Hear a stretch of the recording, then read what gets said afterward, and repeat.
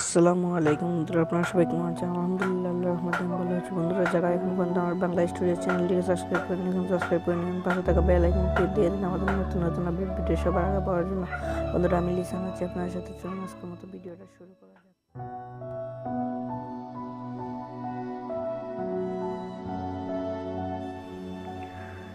চলুন বন্ধুরা, প্রথমে দেখে নিই অ্যাপটা কোথা থেকে ডাউনলোড বা ইনস্টল করতে হবে। প্রথমে আপনার প্লে স্টোরটা ওপেন করবেন, তারপর প্লে স্টোরে গিয়ে সার্চ দেবেন।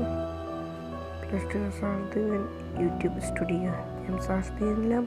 তারপর আপনারা ইনস্টল করে নেবেন বা ইনস্টল বা ডাউনলোড করতে অসুবিধা হলে আমি ডিসক্রিপশন বক্সে লিঙ্ক দিয়ে দেবো, সেখান থেকে ডাউনলোড করে নেবেন। তারপর আমি ওপেন করছি। বন্ধুরা, এই যে আমি ইউটিউব স্টুডিও অ্যাপসটি ইনস্টল করেছি। তারপর আমি এই স্টুডিও অ্যাপটিতে ওপেন করছি।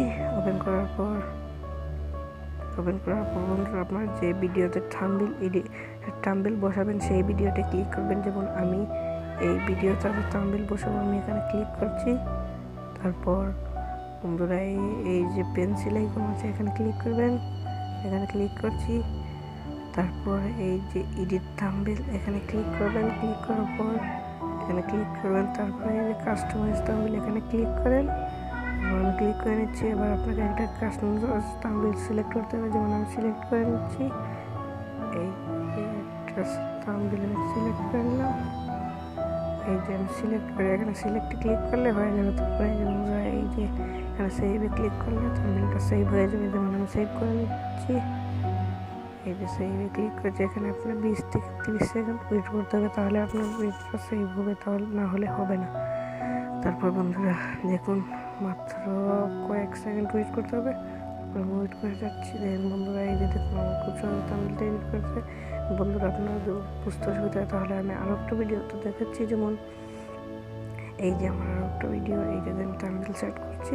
তারপর এখানে ক্লিক করবেন, ক্লিক করে আবার এই যে কাস্টমাইজ থাম্বনেলস এখানে সিলেক্ট করে নিচ্ছি আরেকটা থাম্বনেলস। তারপর বন্ধুরা, আমি স্ক্রিন রেকর্ডারটা অফ করে আমি দেখে নিচ্ছি আমার এই যে বন্ধুরা, আমি একটা থাম্বনেল সিলেক্ট করে নিলাম। তারপর সিলেক্ট করে নেওয়ার পরে আমি সিলেক্টে ক্লিক করে তারপরে এখানে সেভে ক্লিক করে দেবেন। তারপর ওয়েট করবেন একটু। তারপর আজকের মতো এখানে শেষ করছি। আল্লাহ হাফেজ।